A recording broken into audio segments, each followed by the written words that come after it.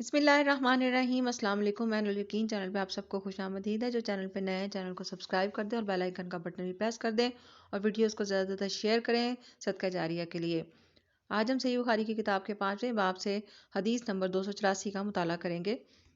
हमसे अब्दुल आला बिन हमाद ने बयान किया, उन्होंने कहा हमसे यजीद बिन ज़रा ने बयान किया, उन्होंने कहा हमसे सईद बिन अबी उर्वा ने बयान किया, उन्होंने कतादा से कि अनस बिन मालिक रज़ी अल्लाह तआला अन्हु ने उनसे बयान किया कि नबी करीम सल्लल्लाहु अलैहि वसल्लम अपनी तमाम अज़वाज के पास एक ही रात में तशरीफ़ ले गए।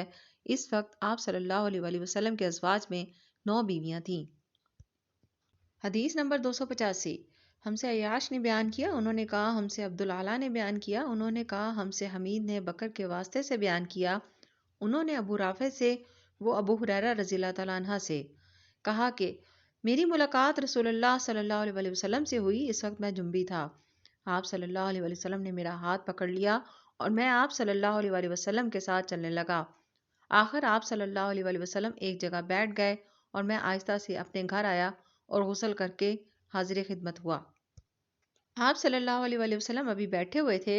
आप सल्लल्लाहु अलैहि वसल्लम ने दरियाफ्त फरमाया, ए अबू हुरैरा, कहाँ चले गए थे? मैंने वाकया बयान किया तो आप सल्लल्लाहु अलैहि वसल्लम ने फरमाया, सुभान अल्लाह, मोमिन तो नजस नहीं होता। हदीस नंबर 286।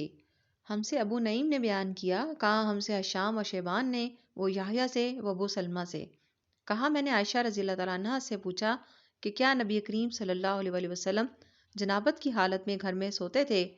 कहा हाँ, लेकिन वजू कर लेते थे। जज़ाकल्लाह।